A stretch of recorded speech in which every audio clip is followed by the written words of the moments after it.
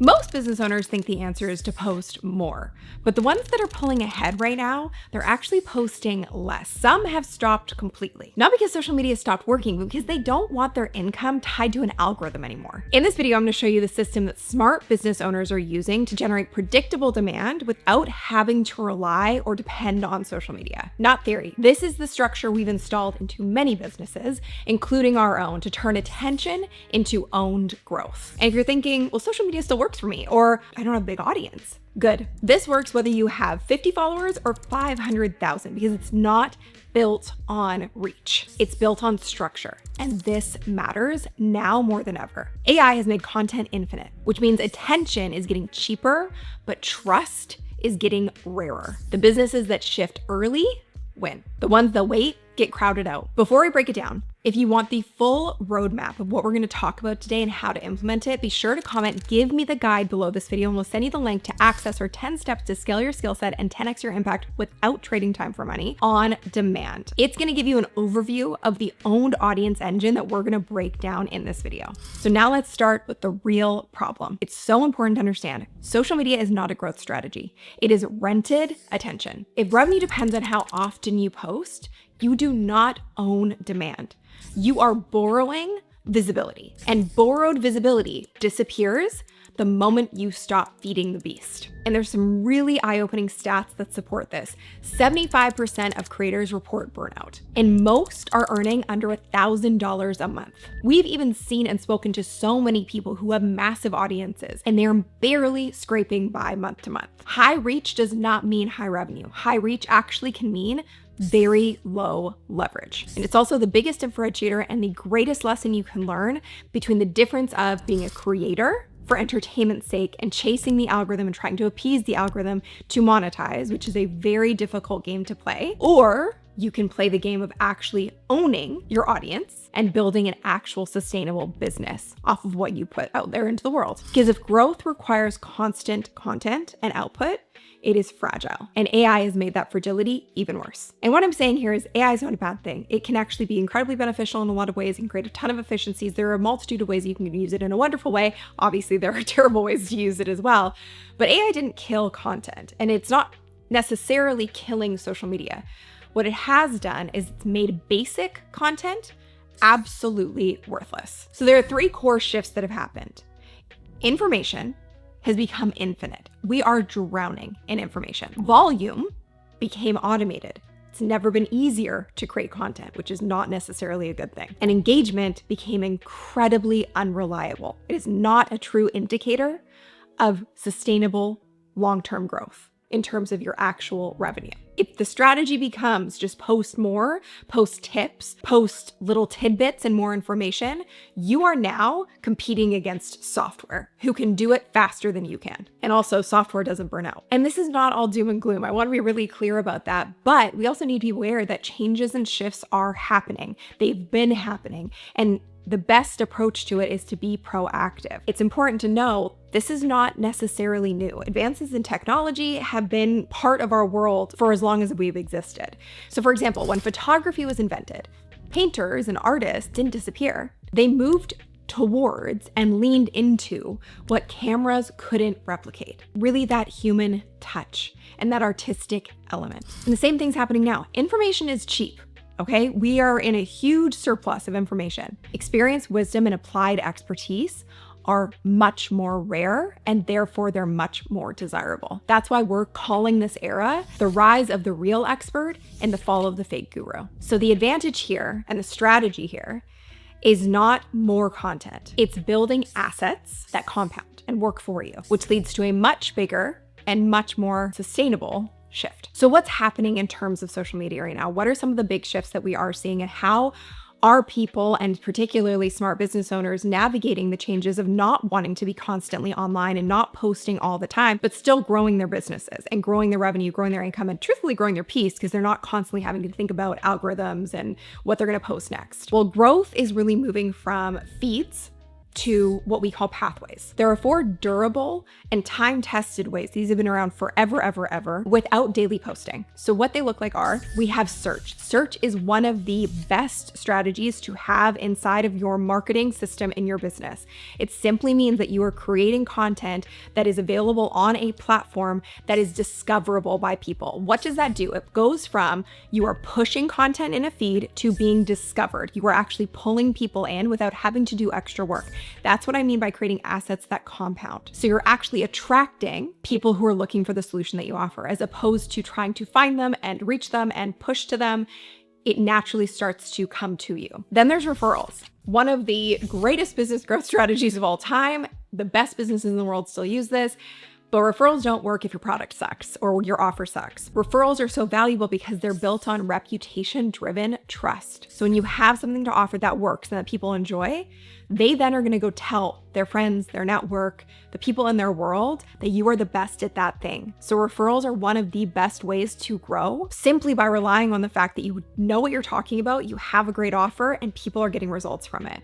If you can do that and have a smart business in that way, you're naturally going to get more clients in the door, simply because you've built trust, you've proven what you do works, and people want to tell their friends, their family, their network. Partnerships, also been around forever.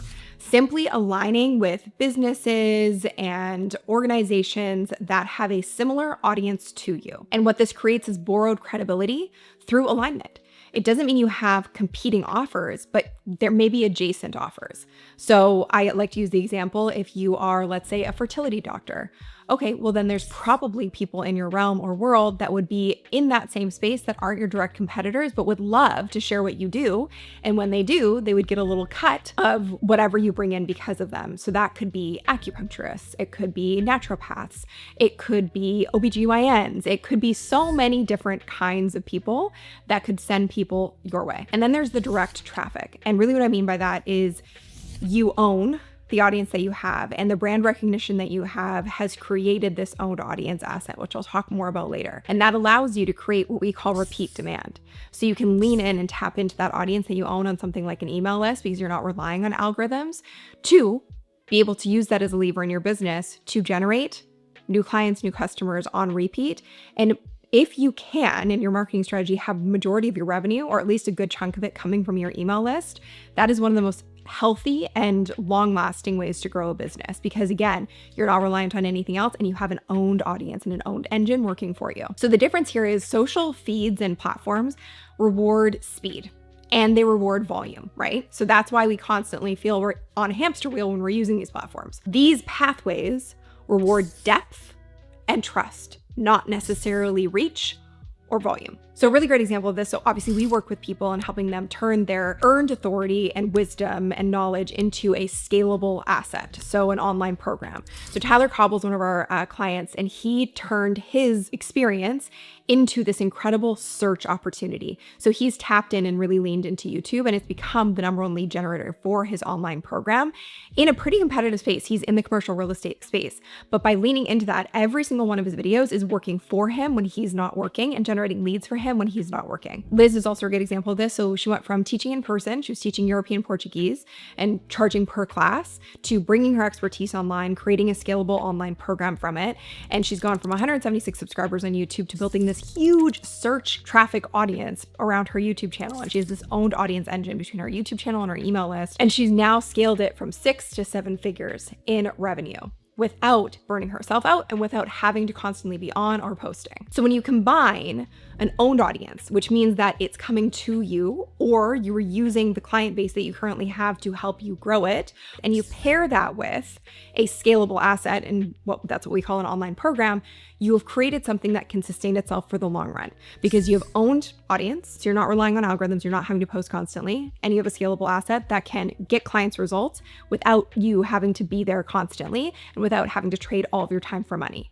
So those two things paired together create a lot of freedom and peace in your business and true scalability, because there is no cap or ceiling on your time or your impact or your income. So when it comes to things like these 4 pathways, the search, the referrals, the partnerships, the direct traffic, You're no longer dependent on an algorithm. You're building owned growth. So let me show you the system behind this. So the whole point of having an owned audience engine is to stabilize growth. It's to stabilize revenue and to really be able to stabilize your business in a meaningful way. And in our case, a lot of the times it turns your earned wisdom, years of experience, etc., into scalable income. So it has 4 parts to the whole system of creating an owned audience engine. So really it begins with discoverability. You want to be searchable where your ideal clients are looking. So you aren't constantly having to post, you aren't having to push content out into a feed and hoping somebody sees it, even though it's gonna have a really short shelf life. It is creating discoverability. So that is using search engine optimized platforms. It is using search as a tool inside of your business to be discovered and not have to push yourself in front of people. So that can be things like YouTube, it can be things like blog. There are now instances where that also is very much so showing up on AI platforms, and I'm sure that's only going to increase moving forward. But what that does is it positions you to be found instead of you, again, having to find your people, find your audience. Then the next part of the owned audience engine is a bridge asset. What I mean by that is having one powerful resource that solves a very real and relevant problem for your most ideal client. Why this is so crucial and important is because we are so inundated with information, as we talked about, and we're getting so much thrown at us every single day. People forget really quickly. So you have to find a way to go from stranger discovering you on the internet or stranger discovering you in real life to somebody who's actually going to be part of your, what we call micro universe, your world, where you are the go-to authority. And you build that through a bridge asset. So it can be something like a webinar, a lead magnet, an ebook, anything that is relevant and complementary to the content that you have created on these searchable platforms that you can share. And even beyond that, when you are talking about referrals, when you are talking about partnerships, having an asset, a bridge asset, is crucial. So if you're working on a partnership, most of the time, what that's going to require is having some kind of a bridge asset, and usually it's a webinar. So you would host a live webinar for the partner that you're working with and their audience. So it's crucial to have something that you can use as an educational tool to invite people into your world and have them not forget about you once they've discovered you. And even when it comes to referrals, people need to prove that you are the expert. So having them, be able to use something like an ebook or a lead magnet or a physical book, whatever it may be, to say, this is the go-to, check this out, build that trust even further, and then go to you as the authority. The third part of the owned audience engine is an email list that you own. This cannot be overstated. I feel like I've said it a lot, but your email list is the most valuable asset in your business because it is the thing that you own. Okay, this is where you really create a micro universe that positions you as the only go-to authority in your space because you are not competing with millions of other pieces of content in all different niches on every single platform. It is a more focused avenue to reach the people who need you. Plus, the people who are opting in to be a part of your email list, they have real intent. They actually want to be there. So they're more likely to engage and listen and be a part of your world. I also think with where everything is headed, it is more of a human approach to marketing because it feels more authentic. It feels more focused. It feels less noisy, and it feels like less of a push and more of, this makes sense. I actually want to communicate with you because I've opted in to be here. And then the fourth piece of this is truthfully having a scalable offer. So that could be a product, a service, etc. In our case, it's helping people turn, like I said, their knowledge, their wisdom into these scalable online programs and businesses. But what that does is it creates this high leverage offer that can transform clients at scale. So you're not working one-on-one, you're not working individually with people.